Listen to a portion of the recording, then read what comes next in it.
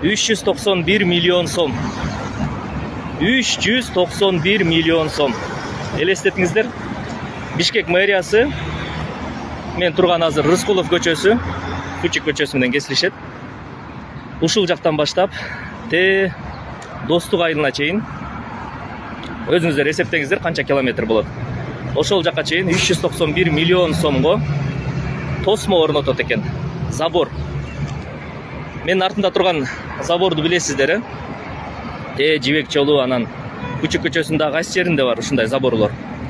Андан тышкары аэропорттон чыгып келатканда, Дача суудан чыгып аэропорттон бери бурулганда дагы мындай эмес, берки Евро заборго ошондойлор турат.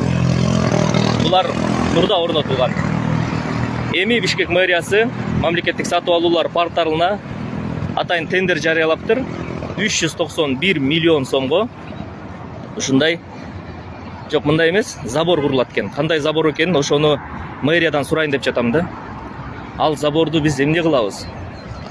Андан көрү 391 миллион сомго жумуш орундарын түзбөйлүбү, завод, фабрика курбайлыбы?